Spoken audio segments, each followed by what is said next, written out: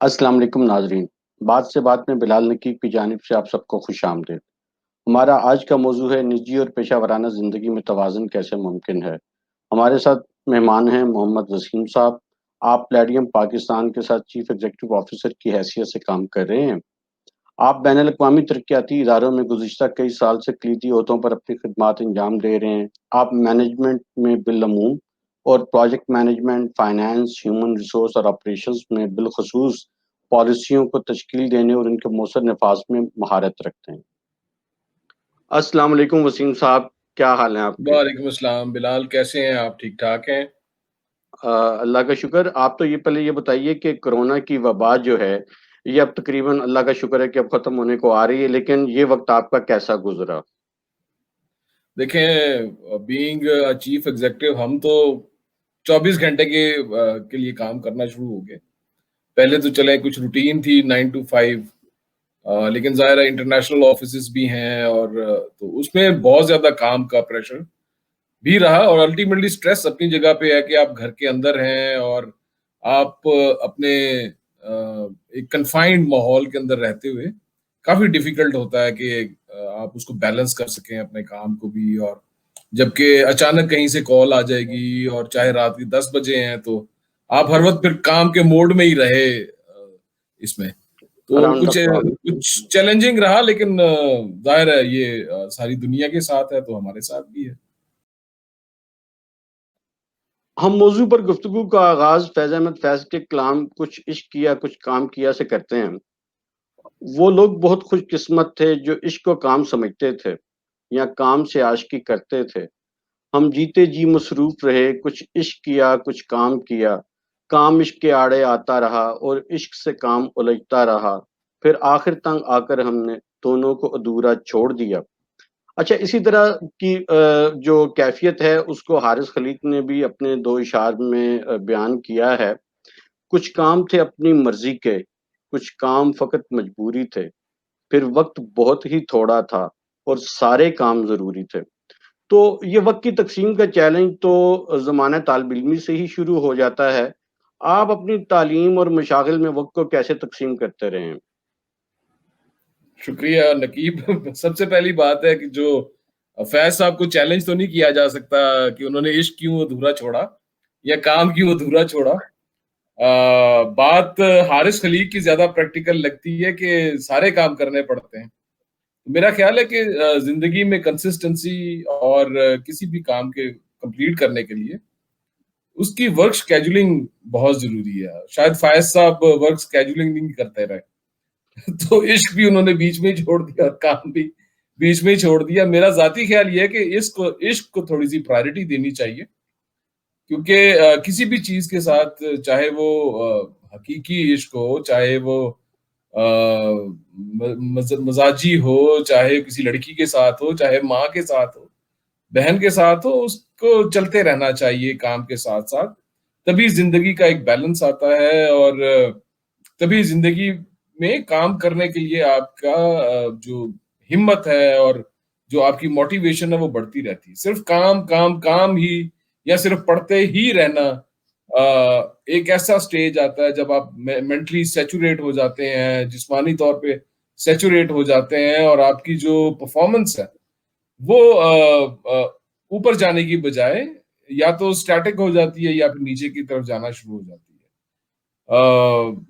जहाँ तक आपने सवाल पूछा कि ज़िंदगी को कैसे बैलेंस किया जाए, तो मेरे भाई जब हम नौजवान थे, स्कूल, कॉलेज में थे, तो उस वक़्त तो ये चीज़ें हमें पता ही नहीं होती थी, तो स्कूल जाते थे और स्कूल से वापस आके वही रूटीन माँ-बाप से डाँट खाना और होमवर्क करना और रात को 8 से 9 एक टीवी टीवी ड्रामा देखना और उसके बाद फिर डाँट खा के सो जाना। लेकिन जो सबसे इम्पोर्टेंट चीज़ मेरी मेरी अगर मैं अपनी बात करूँ हुई मेरी ज़िंदगी में वो स्पोर्ट्स थी। मेरे वालिद साहब क्योंकि खुद भी वो डॉक्टर थे, फिज़िशियन थे, लेकिन वो वॉलीबॉल बहुत खेलते थे। उस ज़माने में वॉलीबॉल बहुत खेला जाता था, अब तो सिर्फ़ वो गाँव में ही वो गेम रह गई और हम क्योंकि थोड़ा कैंट के नजदीक रहते थे, तो आर्मी के क्लब्स होते थे, तो वहां वो खेला करते थे। तो उन्होंने मुझे खेलने की तरफ डाला कि ताकि जिंदगी में कोई डिसिप्लिन आ जाए। और वाकई उसकी वजह से जो पढ़ाई और घर की जिंदगी, घर के काम और स्पोर्ट्स, वो बैलेंस करनी आ गई थोड़ी सी कि अच्छा, आज घर का सौदा सल्फ भी लेके आना है, लेकिन शाम को मैच भी खेलना है हॉकी का। तो वो सारे काम मैं पहले से अम्मी को, वालदा को करके दे दिया करता था। और उसके बाद अपने हॉकी खेलने के लिए या क्लब चला जाया करता था। तो वक्त के साथ साथ इंसान बहुत सी चीजें सीखता है, बहुत से आते हैं, लेकिन अगर सीखता रहे तो जिंदगी में बैलेंस आपका बढ़ता चला जाता है और आप तरक्की की तरफ जाते हैं, आप हर चीज में एक्सेल करते हैं। मेरा ख्याल है कि शायद मैं जवाब दे सका हूं आपकी बात का। अच्छा, बिल्कुल। और ये बताइए कि जो अगली स्टेज होती है जब आप अपने प्रोफेशनल लाइफ में, जब शादी भी जब हो जाती है और बच्चे भी छोटे होते हैं, तो वो भी वक्त के मुतकाजी होते हैं, वो भी तवज्जो चाहते हैं। तो ये जो टाइम पीरियड होता है कि आप फैमिली को भी आपकी बहुत ज़रूरत है और काम पे भी आप बहुत मसरूफ हैं, तो उसमें आपका क्या एक्सपीरियंस रहा है? अच्छा, बड़ा अमेजिंग, बहुत अच्छा सवाल है ये। जिस वक्त की आप बात कर रहे हैं, नई नई शादी हुई होती है और करियर का भी स्टार्ट होता है। जाहिर है आपकी एजुकेशन कंप्लीट हुई होती है, उसके बाद घर वाले कहते हैं पाजी नौकरी करो, नौकरी करो, कुछ कमाओ, थोड़ी शादी करिए। और जाहिर है कॉलेज, यूनिवर्सिटी, या जैसे मैंने सीए किया तो आर्टिकल्स में थे, तो उस वक्त भी कुछ पसंद नापसंद, कुछ इश्क, फैज साहब वाला काम अधूरा नहीं छोड़ना चाह रहा था। तो वो इस तरह की बातें हुई। तो आप उस वक्त कैरियर डेवलपमेंट की स्टेज पे होते हैं, आपको आपकी प्रायोरिटी आपका कैरियर होता है। उसके बाद ज़ाहिर है बीवी की प्रायोरिटी भी ज़ाहिर है, वो भी आपकी ज़िंदगी का साथी है, तो उसको भी टाइम देना है। तो मैंने तो इस तरह हुआ कि जब मैंने जॉइन किया तो मैं नेस्ले में था। और पता नहीं नाम लेना चाहिए कि नहीं लेना चाहिए, लेकिन नेस्ले की एक प्रोडक्ट है, उसका प्रोजेक्ट मैनेजर था मैं। और वो उस वक्त लॉन्च होनी थी। तो मैं कि ये किया करता था कि सुबह थोड़ा सा लेट आया करता था ऑफिस में और थोड़ी सी लेट सेटिंग करके अपना काम कंप्लीट कर लिया करता था। बीइंग अ सीए स्टूडेंट, हम लोगों को आदत होती है हर चीज को पहले से प्रोग्राम करने की, ऑडिट प्रोग्राम्स बनाने की कहीं भी जाने से पहले, और या हिस्ट्री पढ़ने की, फाइल्स पढ़ने की। तो वो होमवर्क मैं हमेशा से किया करता था और घर थोड़ा सा काम ले आया करता था और अपनी मिसेस के साथ बैठ के गपशप, चाय भी पीते जा रहे हैं, गप भी लग रही है, टीवी भी देख रहे हैं और साथ साथ अपना होमवर्क भी कंप्लीट कर लिया करता था। और सुबह होमवर्क कंप्लीट करने का फायदा ये होता था कि जो काम मुझे नॉर्मल 1 घंटे में होना चाहिए, वो मैं आधे घंटे 40 मिनट में कंप्लीट कर लिया करता था। दूसरा, मैं बहुत दुआएं देता हूँ अपने प्रिंसिपल को, जो हमारी सीए फर्म के प्रिंसिपल थे। उन्होंने हमें इतना ट्रेन किया, वो किया पर्सनल लेवल के ऊपर, कि हमें वन गो में आदत पड़ी काम करने की, कि अगर एक काम आपने शुरू किया है तो वो आपने वन गो में ही कंप्लीट कर। और मैं शायद बहुत खुशकिस्मत लोगों में से हूँ जिनको बॉसेस हमेशा बहुत अच्छे मिले। तो वहां पे डॉक्टर तारिक हुसैन, मैं शायद वो सारी जिंदगी मैं उनका एहसानमंद रहूंगा। वो बॉस नहीं थे, मेंटर थे। उन्होंने इस तरह काम करने का स्टाइल था और उन्होंने वही शायद ट्रांसफर करने की कोशिश की, स्पेशली जो उनकी सीनियर मैनेजमेंट टीयर थी उसमें। तो मेरा ख्याल है कि आज मैं जहां पे हूँ उसमें अगर माँ बाप की दुआएं, अल्लाह का करम, सब चीजें, मेरी मेहनत भी शामिल करें, तो शायद मोर देन 40% जो कंट्रीब्यूशन है वो डॉक्टर तारिक हुसैन की है। तो उन्होंने मुझे वर्क बैलेंस सिखाया। और वो अगर मुझे 5:30 बजे के बाद बैठे देखते थे ऑफिस में, तो ठीक ठाक किस्म की डांट पड़ा करती थी हमें कि जाओ घर जाओ, बेगम को टाइम दो। और उन दिनों में जाहिर है करियर नया नया था, गाड़ी भी नहीं थी, मोटरसाइकिल होती थी पास। तो उन्होंने मुझे कहा कि यार तुम जाओ, मज़े करो, बीवी नई-नई शादी हुई है तुम्हारी, तुम दफ्तर में क्यों बैठे हो? तो मैंने कहा सर वो वर्ल्ड बैंक की एक रिपोर्ट है वो बनानी है। तो कहने लगे कि अच्छा क्या है उसमें? मैंने थोड़ा बताया कि मुझे एक चीज़ समझ नहीं आ रही, वो बैलेंस आउट नहीं हो रही हैं कुछ बुक्स। तो उन्होंने कहा यूँ करो तुम इसको छोड़ दो, तो अभी तुम घर जाओ, रात को 9 बजे के बाद फिर आ जाना 2 घंटे के लिए। तो मैं भी फारिग होके वॉक करके आऊँगा, 2 घंटे फिर बैठेंगे। तो मैं चला गया घर और उन्होंने शर्त ये लगाई कि तुम आके मुझे बताओगे कि तुम अपनी बेगम के साथ कहाँ गए, बाहर उसको लेके। तो हम लोग उस वक़्त इस्लामाबाद में चंद ही रेस्टोरेंट होते थे, पापा सैलेड शायद सबसे फ़ेमस हुआ करता था। तो मुझे और मेरी मिसेज़ को उसका सैलेड बार बहुत पसंद था। तो हम लोग गए, हमने गार्लिक ब्रेड ली, सैलेड बार खाया और मैंने उस वक़्त नोकिया का नया-नया सेट आया था, ब्लैक एंड व्हाइट स्क्रीन हुआ करती थी। वो खींची और रात को 9 बजे मैं तारिक साहब के बैठे तो उन्होंने वहाँ पे एक जिसे गोल्डन वर्ड्स थे जो शायद मुझे सारी ज़िंदगी याद रहेंगे कि वसीम एक बात पल्ले से बाँध लो कि अगर बेगम तुम्हारे साथ है ज़िंदगी में, तुम बहुत तरक्की करोगे, अगर बीवी को पीछे छोड़ गए तो तरक्की नहीं कर सकोगे। ये जो ख़ानदानी निज़ाम है और हमारा बरादरी का मिल-जोल होता है, तो अक्सर हम पे प्रेशर होता है कि हमने हर खुशी-गमी में शामिल होना है। तो जो एक प्रोफ़ेशनल मैनेजर है, जो बहुत ज़्यादा ऑक्यूपाइड है अपने वर्क प्लेस पे और फिर फैमिली के रूटीन मैटर्स को भी देख रहा है, फिर इस तरह की सोशलाइज़ेशन, तो उसको आप कैसे मैनेज करते हैं? देखिए वही जैसे शुरू में मैं कह रहा था कि आप अपने काम को बैलेंस करें हर चीज़ को, होमवर्क करें। मैं अभी भी जब अब मुझे बहुत ज़्यादा जिसे कहते हैं ना एक्सटेंसिव लेग वर्क नहीं करना पड़ता, माइक्रो वर्क नहीं करना पड़ता, लेकिन उसके बावजूद मैं शाम को आता हूँ, मैं तो अपने टाइम पे घर आ जाता हूँ और वो भी एक मज़ेदार कहानी है आपको सुनाऊँगा कि ये आदत मैंने एक अपनी कैसे चेंज की। तो मैं टाइम पे तकरीबन 5:30 घर आ जाता हूँ। उसके बाद अपने बेटी से और बेगम के साथ और बेटा मेरा इंजीनियर है, वो थोड़ा बिज़ी होता है तो लेकिन उसके साथ भी कोशिश करता हूँ टाइम स्पेंड करने की, लेकिन मेरा मोस्टली टाइम अपनी मिसेज़ और बेटी के साथ गुज़रता है। 8 बजे क्योंकि सारी ख़वातीन हम टीवी ज़रूर देखती हैं, तो वो ड्रामा देखना शुरू करती हैं।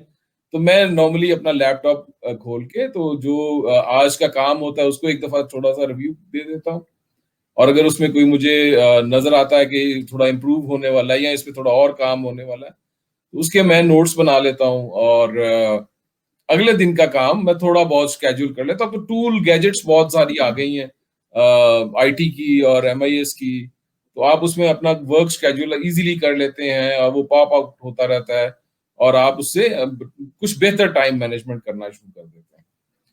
तो वो जो घंटा होता है एक जिसमें वो घरेलू टाइप ड्रामे चल रहे होते हैं घर में और मेरी बेगम बहुत सेंसिटिव हुई हुई होती हैं उस वक़्त। तो उस वक़्त मैं अपना नॉर्मली होमवर्क कंप्लीट कर लेता हूँ।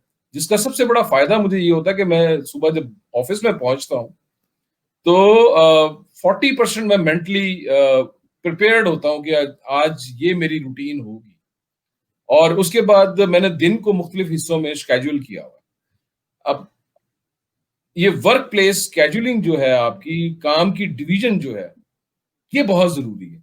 तो फ़ायदा हुँ, ये होता है कि सैटरडे, संडे मेरा फ्री हो जाता है। मेरी शाम किसी हद तक फ्री होती है। तो मेरा मेरा नहीं ख़्याल कि मैंने आज तक अपने किसी दोस्त की कोई मिस की हो, अनलेस कि कोई अचानक क्लाइंट की तरफ से या हेड ऑफ़िस की तरफ से कोई कमिटमेंट आ जाए। अदरवाइज़ मैं लाज़िमन फैमिली फंक्शंस में जाता हूँ, पूरा एन्जॉय करता हूँ। अगर शादी का फंक्शन है तो मेहंदी पे अपने इस उम्र में भी डांस-वांस कर लेता हूँ। तो आपने अपने आप को ऑर्गनाइज़ करना है। आप ऑर्गनाइज़ करेंगे अपने आप को तो ज़िंदगी आसान गुज़रेगी। अच्छा, जी, बिलाल। इसमें ये बताइए कि किस हद तक ये चीज़ असरअंदाज़ होती है कि जो आपका करियर है या जो प्रोफ़ेशनल लाइफ़ है, वो आपका पैशन है। अगर तो आपका पैशन है, तो शायद वो आपको ज़्यादा स्ट्रेसफुल नहीं लग रहा होता और अगर आपके ज़ाती मशागिल और जो प्रोफ़ेशनल लाइफ़ है, वो 2 मुख्तलिफ सिमतों में हैं, तो शायद आपको ये चैलेंज ज़्यादा सामने नज़र आता है। इसको आप किस नज़र से देखते हैं? अच्छा, बड़ी मज़े म ब बहुत ये भी एक अच्छा सवाल है। मेरे फैमिली में या डॉक्टर्स हैं, या मैनेजमेंट एक्सपर्ट्स हैं, या आईटी एक्सपर्ट्स हैं। मेरी मिसेज़ बाय एजुकेशन लॉयर हैं, लेकिन वो टीचिंग करती हैं। तो मेरे इर्द-गिर्द और मेरे दोस्तों में भी कोई बैंकर है, कोई आर्मी में है, कोई भी चार्टर्ड अकाउंटेंट नहीं है। तो मेरे लिए और मैंने बीएससी की डबल मैथ स्टैट में। तो मुझे हुँ। तो अकाउंटिंग की एबीसी भी नहीं आती थी, और बस एक इंसिडेंट हुआ और मैं सीए में चला गया। तो उस वक़्त ये मेरे लिए चैलेंज था, सीए करना। क्योंकि मैं एक मिडल टियर स्टूडेंट था, बहुत पढ़ता भी नहीं था, ये भी नहीं था कि बहुत कम पढ़ता था। यानी कि मैं फर्स्ट डिव ले लिया करता था उस ज़माने के हिसाब से। आजकल तो ग्रेड्स हैं। तो वो शुरू में चैलेंज लगा मुझे कि मैंने ये करना है और करके दिखाना है और मैं करूँगा ये। तो एज़ अ चैलेंज लिया, तो अल्लाह ने करम किया, माँ-बाप की दुआएँ भी बहुत थी। लेकिन ऑब्वियसली मेरा जो फर्स्ट पैशन था, वो हॉकी थी या क्रिकेट थी। मैं यूजीसी की कप्तानी उस ज़माने में, यूजीसी जो एचईसी अब है, उस वक़्त यूजीसी होता था, यूनिवर्सिटी ग्रांट्स कमीशन। तो उसकी क्रिकेट टीम का कैप्टन था, गवर्नमेंट कॉलेज की क्रिकेट क्रिकेट टीम का कैप्टन था। हॉकी यूबीएल की तरफ से खेलता था, प्रोफेशनल हॉकी खेलता था, और एम्प्लॉयमेंट थी मेरे पास। तो मेरी पहली जो प्रायोरिटी थी, वो करियर भी स्पोर्ट्स में ही सोचता था मैं। तो जैसे मैंने कहा कि वो एक इंसिडेंट हुआ, मैं सीए में चला गया और उसको चैलेंज समझा। तो सीए मेरी पैशन कभी भी नहीं रही। वर्क, काम मेरा पैशन कभी भी नहीं रहा। लेकिन ये कि जब आप एक रिस्पॉन्सिबिलिटी लेते हैं, तो आपको रिस्पॉन्सिबिलिटी को समझना चाहिए। फिर उस रिस्पॉन्सिबिलिटी के हिसाब से आपको एक्ट करना है। और आप जब उसमें इन्वॉल्व होंगे, तो आपको मज़ा आना शुरू। ठीक। किसी भी अच्छा। चीज़ में सक्सेस जो है, वो मज़ा आएगा तो सक्सेस आएगी। और जब आप सक्सेस को एन्जॉय करने के लिए आपके पास दोस्त होंगे, आपकी फैमिली होगी, तो फिर और ज़्यादा मज़ा आएगा। अच्छा, इसमें अक्सर हमारे कुछ प्रोफ़ेशनल कॉलीग्स वो ये समझते हैं कि शाम 5 बजे मोबाइल को स्विच ऑफ कर देना चाहिए और अगले दिन सुबह 9 बजे उसको ऑन कर देना चाहिए। तो इस तरीके से वो अपने ज़ाती ज़िंदगी को और प्रोफ़ेशनल लाइफ़ को बहुत आसानी से अलग-अलग कर लेते हैं और एक पुरसुकून ज़िंदगी गुज़ारते हैं। क्या आपके लिए ये मुमकिन है? नहीं, मेरा ख़्याल है कि इस तरह नहीं है। इस तरह होना नहीं चाहिए। रीज़न ये कि आप जब अपने सर्कल में काम करते हैं, तो बिलाल भाई, आपने और मैंने भी इकट्ठे काम किया किसी ज़माने में। पुरानी बात है, लेकिन है। तो हुँ, आपने देखा होगा कि अब भी आपने देखा होगा कि आप रात को 1 बजे भी फ़ोन करें, मैं फ़ोन ज़रूर पिक करता हूँ, अगर मैं जाग रहा हूँ तो। फ़ोन बिल्कुल। मेरा ऑफ नहीं होगा, क्योंकि किसी वक़्त किसी किस्म की भी इमरजेंसी हो सकती है। किसी वक़्त भी हम सर्विसेज़ इंडस्ट्री में काम कर रहे हैं, चाहे वो सोशल सेक्टर है, चाहे वो हम कमर्शियल सेक्टर कह रहे हैं, लेकिन we are working in services sector. उसमें कोई भी इंसिडेंट किसी के साथ हो सकता है, कोई इमरजेंसी हो सकती है, जो शायद टाइमली डिसीजन से बहुत छोटा-सा इंसिडेंट रह जाए। लेकिन अगर टाइमली आप डिसीजन ना करें, अगले दिन आप वो कर सकें, तो हो सकता है वो उस वक़्त तक वो बहुत बड़ी बात बन चुकी हो। मैं जैसे आपको कह रहा था कि एक बड़ा मज़े की बात है, ऑक्सफैम के एक कंट्री हेड थे जिनसे मेरी दोस्ती हो गई, हम इकट्ठे बहुत घूमा करते थे। तो नॉर्मली उस बेचारे ने मुझे शाम को कहीं डिनर पे बुलाना, तो मैं लेट पहुँचता था। ये बहुत शुरू की बात है, मैंने नया-नया नेस्ले छोड़ा था, ईडीसी तारिक साहब को जॉइन किया था एज़ अ फाइनेंस मैनेजर। तो उसने मुझे एक दफ़ा कहा कि वसीम, अपनी ज़िंदगी में बैलेंस लाओ। तो उसने अपना वाकया सुनाया कि उसने एक ऑर्गेनाइज़ेशन के साथ 20 साल जॉब की, और one fine day they kicked him of from the job, क्योंकि वो स्केल डाउन कर रहे थे। कहता, जब मैं घर गया तो ना बच्चे खुश थे कि ये कहाँ से आ गया, और ना बीवी खुश थी कि ये कौन आ गया हमारी ज़िंदगी में एक नई मुदाख़लत शुरू करने के लिए। ऑनेस्टली स्पीकिंग, जैसे मैंने शुरू में कहा कि आप लर्न करें फौरन, अच्छी चीज को फौरन लर्न करें, अडॉप्ट करने की कोशिश करें। तो वो दिन अगले दिन से कोशिश शुरू कर दी बैलेंस करने की। जहां अच्छा। तक आपने फोन बंद करने की बात की है, मेरा जाती ख्याल ये है कि जब आप सीनियर पोजीशंस पे होते हैं, तो आपके जूनियर स्टाफ जो है, जो नया नया करियर में आया है, पैशनेटली काम करता है, वो सम टाइम अगर लेट बैठ के काम कर रहे हो किसी असाइनमेंट को कंप्लीट करने के लिए, और उनको गाइडेंस की जरूरत हो, तो उन अगर आपका फोन बंद है तो बेचारे गाइडेंस कहाँ से लेंगे? और उसका नुकसान ये होगा कि उनको अगले दिन फिर उसी काम पे दोबारा जाना पड़ेगा। तो उन बेचारों को डबल मेहनत करनी पड़ेगी। कुछ इस वजह से भी मैं अपना फ़ोन ऑफ नहीं करता। दूसरा ज़ाहिर है, हम मल्टीनेशनल्स के साथ काम करते हैं, आप भी, मैं भी, तो उनका तो हमारी शाम होती है, उनकी सुबह होती है, तो इसलिए भी फ़ोन नहीं करता। लेकिन वो कोई बहुत बड़ी हिंड्रेंस नहीं है ज़िंदगी में। वन्स इन अ व्हाइल कभी कोई हो जाता है कि हेड ऑफिस से फ़ोन आ गया या रीजनल ऑफिस से फ़ोन आ गया या फाइनेंस ऑफिस से फ़ोन आ गया। हमारे असल में 3 डिफरेंट रीजन्स में 3 डिफरेंट ऑफिसेज़ हैं। लेकिन ये कि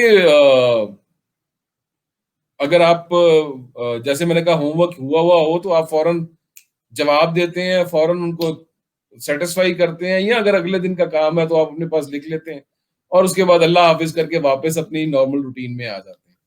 तो उससे शायद प्रॉब्लम्स बढ़ते हैं फ़ोन बंद करने से, मेरा हुँ। ज़ाती ख़्याल। अच्छा, लेकिन हर बिल्कुल। इंडिविजुअल के साथ ज़िंदगी डिफरेंट तरीके से बिहेव करती है। तो शायद मुझे अपना तरीका अच्छा लगता है कि मैं फ़ोन ऑफ ही नहीं करता।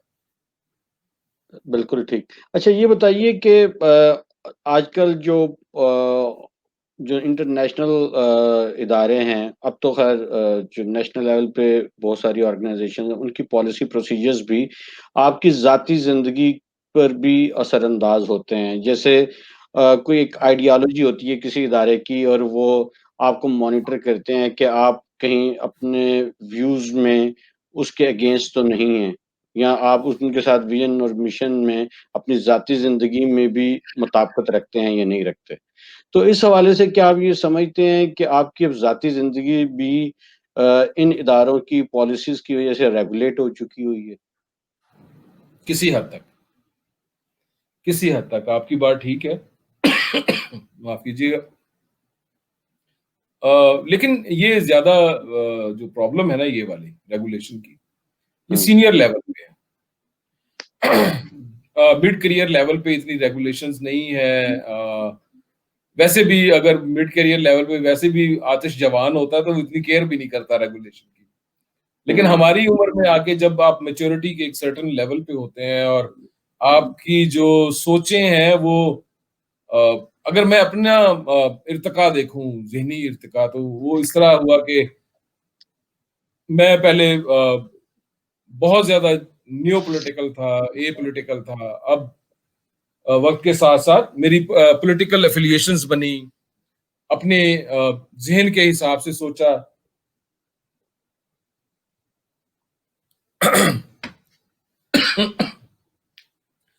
तो एक एक नज़रिया बनता चला गया, जो हो सकता है एंटी एस्टेब्लिशमेंट हो, प्रो एस्टेब्लिशमेंट हो, प्रो राइट विंग हो, प्रो लेफ्ट विंग हो, या बिल्कुल ही एथियस्ट लेवल पे चला गया हो, वो एक अलग कहानी है।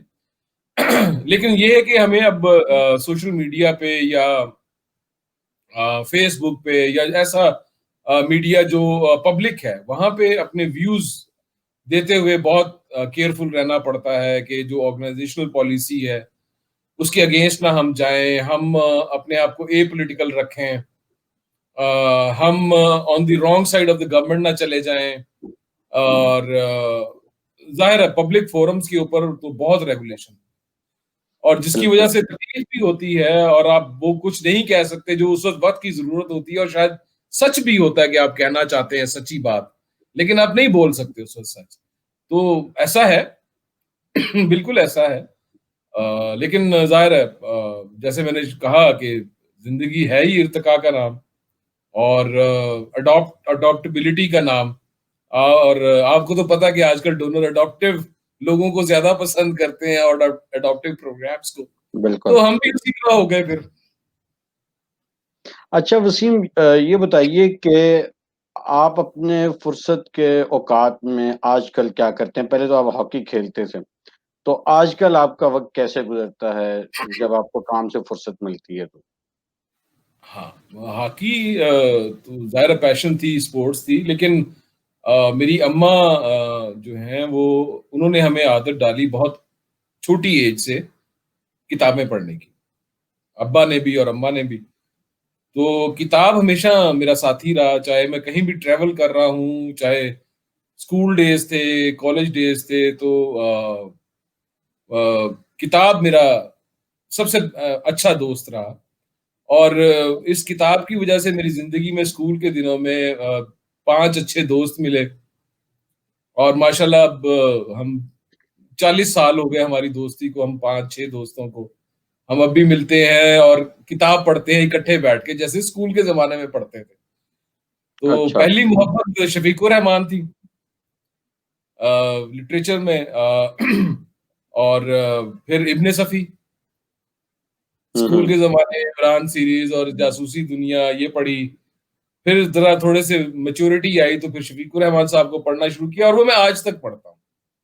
शफ़ीक अच्छा। साहब की किताब का तो ये हाल है कि वो मैं शायद मोर देन 100 टाइम्स एक किताब पढ़ चुका हूँ और अभी भी मुझे जब फुर्सत हो और कोई नई किताब नज़र ना आए तो शफ़ीक साहब की किताब एनी टाइम हम आँकते हैं, मज़ीद हम आँकते हैं, क्योंकि वो मुझे लगता है कि मेरी ज़िंदगी से रिलेट करती है।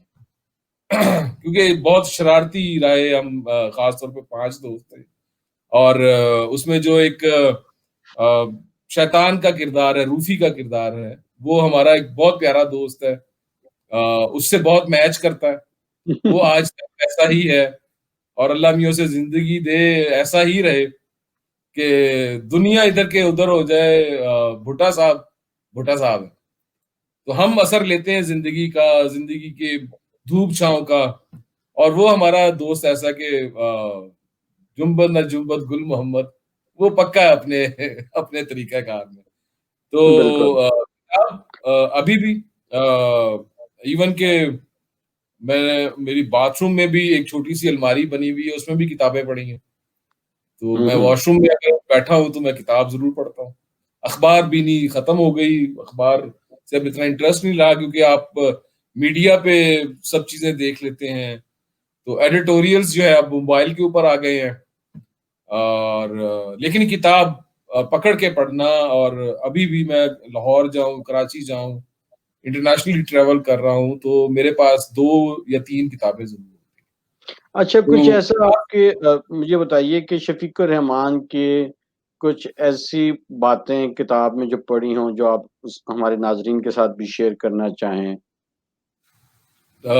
शफ़ीकुर रहमान साहब तो मुझे लगता है बाज़ दफ़ा कि शायद उन्होंने हम 5-6 दोस्तों को देख के ये कहानी लिखी।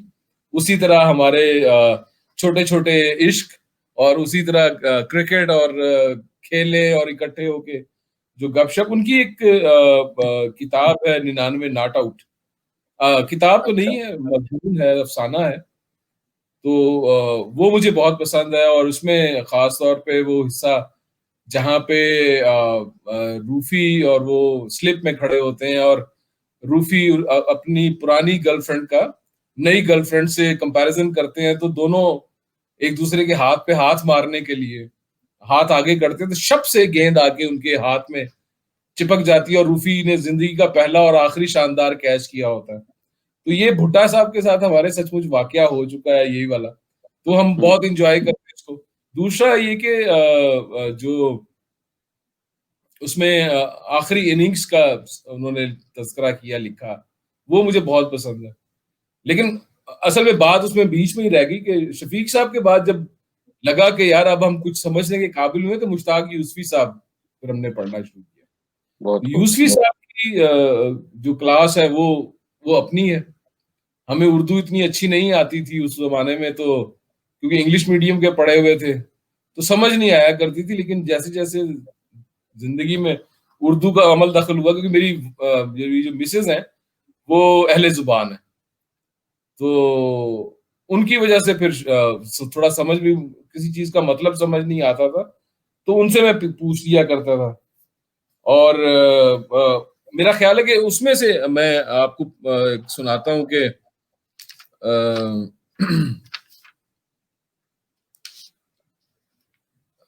उनका है कि इस सदी की तीसरी दहाई में एक खातून ने जो उर्दू में मामूली शुद्ध-बुद्ध रखती थी, उस जमाने के अब मकबूल आम नावल शौकत आरा बेगम पढ़ा, जिसकी हीरोइन का नाम शौकत आरा और मुआवन किरदार का नाम फिरदौस था। इनके जब 2 बेटियां हुई तो दोनों के यही नाम रखे गए।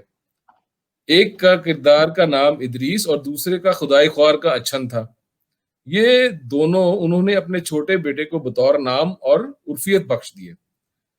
बच्चे कुल 4 अदद दस्तयाब थे, जबकि नावल में हीरो को छोड़कर अभी एक और अहम किरदार प्यारे मियां नामी विलन बाकी रह गया था। चुनाचा इन दोनों नामों और दोहरे रोल का बोझ बड़े बेटे को ही उठाना पड़ा, जिसका नाम हीरो के नाम पर मुश्ताक अहमद रखा गया था। ये सादा लो खातून मेरी वालदा थी। हम अल्हम्दुलिल्लाह नावल की पूरी कास्ट शौकत आरा, जिसका तफूलियत ही में इंतकाल हो गया था, जिंदा सलामत है। वालदा की बड़ी ख्वाहिश थी कि मैं डॉक्टर बनूं, अरब जाकर बद्दुओं का मुफ्त इलाज करूं, इसलिए कि नावल के हीरो ने यही किया था। मौला का बड़ा करम है कि डॉक्टर ना बन सका, वरना इतनी सेहत खराब खराब सेहत रखने वाले डॉक्टर के पास कौन पटकता है। सारी उम्र कान में स्टेथोस्कोप लगाए अपने ही दिल के धड़कने सुनते गुजरती। अलबत्ता इधर 2 साल से भी मुझे भी सऊदी अरब, बहरीन, कतर, अमान की खाक नहीं तेल छानने और शयोख की खिदमत की सादत नसीब हुई। तो इस तरह आप देखें कितना लाइट हार्टेड उन्होंने अपने बारे में लिखा, और जब आप ये पढ़ते हैं तो दुनिया जहान की फिक्रें, आपका जहन बिल्कुल इसकी तरफ माइल हो जाता है, और जिसे कहते हैं कंसंट्रेशन, कंसंट्रेट कर जाते हैं। इसी तरह मुझे शायरी का कभी भी शौक नहीं रहा। बिलाल भाई, आपको भी पता है कि आपने मेरे मुंह से कभी भी शेर नहीं सुना होगा, लेकिन मुल्तान के हमारे एक प्रोफेसर हुआ करते थे, अल्लाह बख्शे, शफकत साहब, उनकी कुछ मज़ाहिया शायरी हुआ करती थी, या फिर उनके भतीजे हैं खालिद मसूद साहब, आपने नाम सुना होगा, बड़े जी, फेमस बिल्कुल। शायर हैं। उनकी शायरी ज़ाहिर है वो दोस्ती भी है, हुँ, तो हुँ। वो ज़रूर कभी-कभार जब कुछ ना हो पढ़ने के लिए, तो उनकी अब्बा कहाँ से लब्बा जो है ना, वो मैं ज़रूर पढ़ लिया करता हूँ, अगर बिल्कुल। मूड थोड़ा खराब हो तो बस इस तरह है। आजकल जो है मुझे थोड़ा फिलॉसफी की तरफ अशफाक अहमद साहब को मैंने बहुत कम पढ़ा, तो आजकल अशफाक साहब को पढ़ना शुरू किया है। तो इट्स हैवी, लेकिन मज़ा आ रहा है। तो कुछ ऐसे है, इसी तरह। बहुत अच्छा, ये जो आप सारा इतना काम भी कर रहे हैं, चीफ एग्ज़ीक्यूटिव ऑफ़िसर के तौर पे पैडियम के प्रोजेक्ट्स को भी देख रहे हैं, और फिर आप बहुत दूसरी तरफ लिटरेचर के साथ भी बहुत ज़्यादा रग़बत रखते हैं। तो यही एक हुनर है, जो प्रोफ़ेशनल्स को सीखना चाहिए। ये भी ज़िंदगी के लिए उतना ही ज़रूरी है कि जितना बाकी काम ज़रूरी हैं। तो अच्छा, ये बताइए कि म्यूज़िक का कोई शौक है, कुछ सुनते हैं? किस तरह का म्यूज़िक आप सुनते हैं? हाय हाय, रग छेड़ दी आपने मेरी जो दुखती है। अम्मा मेरी बहुत मज़हबी घराने से हैं, और माशाल्लाह मुफ्ती फ़ाज़िल हैं। तो मुझे शौक था सैक्सोफ़ोन सीखने का या ड्रम्स सीखने का, लेकिन वो कभी भी पूरा नहीं हुआ, क्योंकि बहुत सख्ती करती थी इस मामले पे। लेकिन म्यूज़िक सुनता हूँ, और बहुत ज़्यादा सुनता हूँ। लेकिन कभी भी पाकिस्तानी गाने, मेहदी हसन साहब के, नूरजहां के, अहमद रुश्दी के बहुत ज़्यादा पसंद है। इंडियंस में किसी ज़माने में नौजवानी में किशोर की सुना करता था, लेकिन बहुत कम अरसा रहा।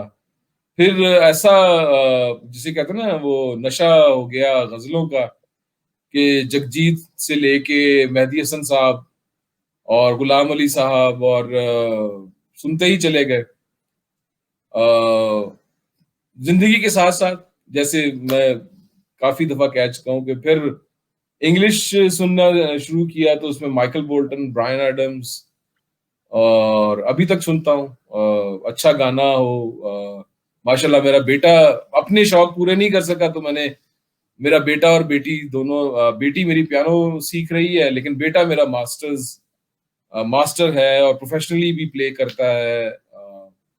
उसका अपना इंस्टा चैनल भी है, गो के इंजीनियरिंग कर रहा है। लेकिन उसको उसका पैशन म्यूजिक है, तो वो उसको मैंने बहुत इनकरेज किया। और दुनिया में कहीं भी हूँ तो उसको कोई इक्विपमेंट चाहिए हो म्यूजिक का, तो मैं उसको ज़रूर ला के देता हूँ, चाहे जिस तरह भी हो। अच्छा, और कहीं पे ट्रैवल जब आप प्लान करते हैं तो आपकी प्रायोरिटी क्या होती है कि किस तरह के लोकेशन को जाएँ? कोई हाँ, माउंटेन में जाएँ या सी साइड पे जाएँ या कौन-सी ऐसी जगह है जो आपको अट्रैक्ट करती है?